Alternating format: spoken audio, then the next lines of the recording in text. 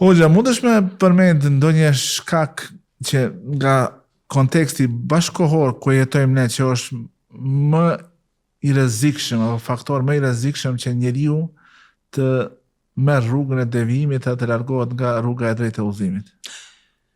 Tam drejtën gjatë pyetjes më shkoi më kujtu një hadithi pejgamberit sallallahu alaihi wasallam ku i dashmi Zotit e ka cek që Allahu nuk do t'i fusë në xhenet ata persona të njerëzi të cilën në zemrat e tyre kanë menjëmallësi.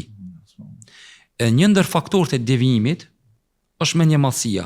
E sahabët e vetën, ja Rasulullah, a mos hin në menjëmallësi që njeriu mu duk i bukur, i pashëm, i pastërt? Jo, pejgamberi sallallahu alaihi wasallam i tha, jo, inna Allahe jamilun wa yuhibbul jamal. Allahu është i bukur dhe do të bukurën.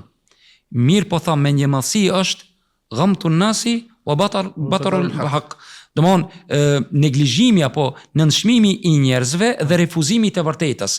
Që do të thotë mendoj, Allahu e di më së miri, shpeshherë tek njerëzit një ndër shkaqet e devijimit janë këto dy faktorë, që janë pjesë e menjëmallësisë. Faktori i parë është nënshmimi të tjerëve, apo unë jam më i mirë se ai. Krahasohet besimi i madh.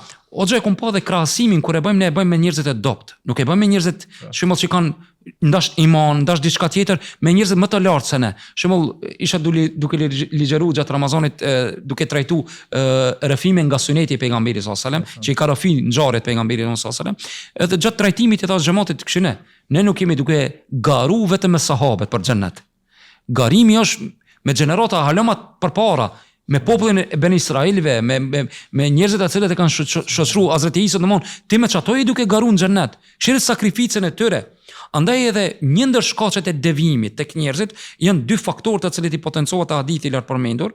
Shembull e para është nënshmimi i të tjerëve dhe krahasimi që unë jam më i mirë se të tjerët, dhe e dyta refuzimi të vërtetës. Refuzimi të vërtetës kur i vjen argumenti dikujna, e refuzon. Pse e refuzon? Ti kemi me ma tregu mu të vërtetana, po kush je marrë ti? Edhe e mbivlerëson veten dhe i nënvlerëson të tjerët. Ndodh ose kur mbivlerësimi vetvetes, nënvlerësimi të tjerëve dhe menjëmallësia e tepruar në dije. Shembull, nuk e pranon dijen nga të tjerët. Andaj ky fenomen jemi duke vërejt të njerëzit, nuk e dëgjon as për me as për ti, po kanë kiti referenca, ban me ditë. E kam unë një hoç që ma ka dhoni fetva. Po cili është ai hoç? S'e kallzoj. Edhe kjo enigm formon pastaj tek ai që ai me trillu, me formu devijimin në petkun e udhëzimit.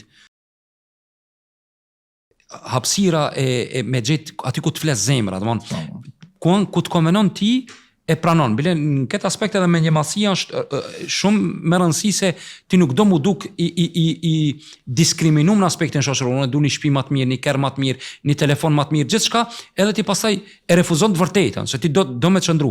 Në këtë rast ishte shumë interesant në kohën e Hazreti Omerit radhiyallahu anhu, vjen një njeri i cili kishte pranuar Islamin, kishte pasur mbret tek arabët, fisin Ghassan, mos gabofsha, edhe vjen dhe duke kryer haxhin, gjatë tavafit si zakonisht është ajo kallaballëki, ajo rëmuja që ndodh ndonjëherë, e gjatë haxhit e paska shty një rob.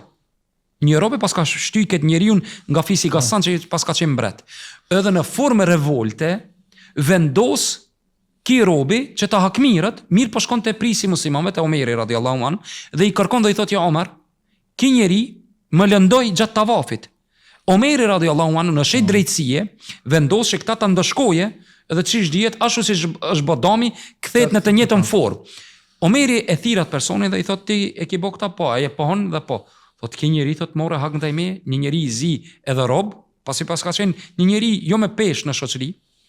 Thotë Omeri po, për arsye se Islami është i drejtë. E ki njeri thotë am lejon deri në mbrëmjet mendoj që ta marr hakin, ta mirë hakin prej meje.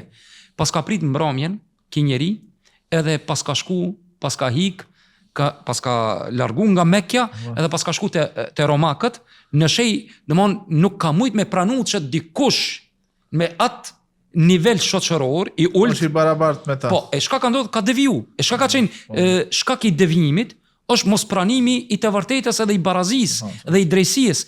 Andaj shumë njerëz, një ndër faktorët e devijimit që e cekam deri tash jemi duke bash bisedu, është ajo mendjemallësia, refuzimi të vërtetës, mbi vlerësimin dhe në vlerësimit të tjerëve. E ky shembull, Hazreti Omeri radhiyallahu anhu e bën të dukshme që shumë njerëz duke rrit standardin e jetës nuk do më ul. E kur nuk do më ul, nuk lip alternativë të hallalit. Lip vetëm ta arrije qëllimin e tij, ta arrije shembull standardin e jetës, ta arrijë të duket i dukshëm me vetur, me telefon dhe kështu me radhë. Allah na bof të çndrueshëm fenë e tij, ya Rabbi.